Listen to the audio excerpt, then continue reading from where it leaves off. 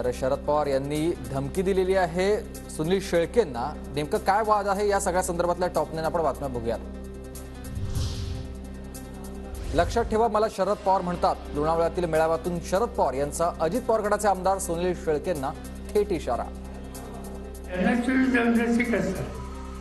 माझी विनंती आहे, एक तर दलदलची दिली तर वास पुन्हा असं काही केलं तर शरद पवार म्हणतात त्यांना मी दमदाटी केली असा एकतरी माणूस 8 दिवसात दाखवा, नाहीतर खोटी माहिती मिळाली हे सांगा। सुनील शेळके यांचं शरद पवार गटाला आव्हान। केली, कुणाला दम दिला किंवा कुणाला फोन करून सांगितलं की साहेब मावळ तालुक्यात येत आहेत, आपण जाऊ नका, असा एक तरी व्यक्ती आपण उभा करावा।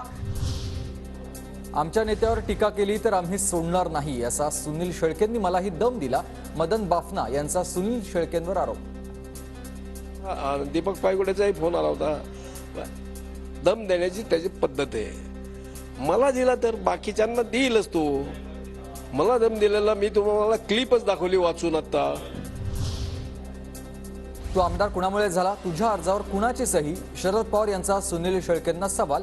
आपण या रस्त्याने जात नाही, पण तशी स्थिती निर्माण झाली तर सोडत नाही। शरद पवार सुनील शेळकेंवर भडकले।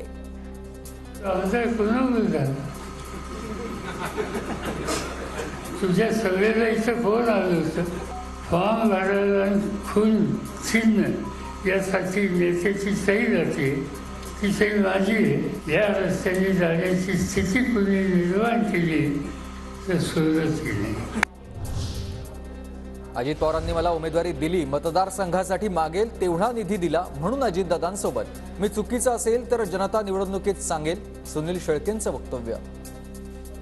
दादांनी मला उमेदवारी दिली, जी व्यक्ती हजारो कोटी रुपयाचा निधी माझ्या मतदारसंघातल्या विकास कामांना देते, त्या आदरणीय अजितदादांची मी साथ का सोडावी? यात जर माझी कुणाला चूक वाटत असेल तर उद्याच्या निवडणुकीमध्ये माझी मायबाप जनता जो निर्णय घेईल तो मला मान्य असेल।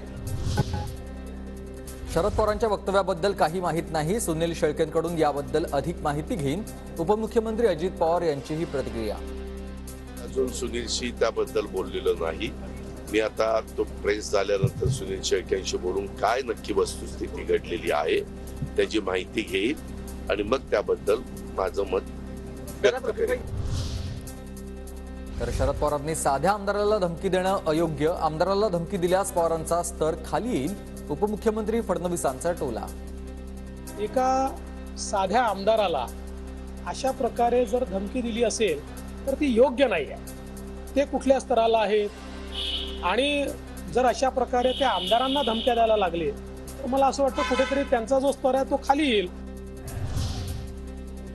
जयंत पाटील तर दुसऱ्या पक्षात गेले तर त्याला जितेंद्र आव्हाड आणि रोहित पवार जबाबदार। सुनील शेळके यांचा आव्हाड आणि रोहित पवारांवर घणाघात, तर जयंत पाटलांबाबत सूचक वक्तव्य। जयंत पाटील साहेब सुद्धा दुसऱ्या पक्षात जाऊ नये, आणि जर ते गेले तर याला फक्त जितेंद्र आव्हाड आणि रोहित पवार हे दोघजण कारणीभूत असतील। सुनील शेळकेंमध्ये अहंकार वाढल्यानं शरद पवारांवर टीका, रोहित पवारांची शेळकेंवर टीका, तर सुनील शेळकेंसह 12 आमदार भाजपमध्ये जाणार, रोहित पवारांचा दावा। हे 22 मधले नाही आहेत, ते 12 मधले आहेत। त्यांना परत एकदा भाजपच्या चिन्हावर लढायचे आणि त्यामुळेच आता ते वेगवेगळे वक्तव्य करतायत।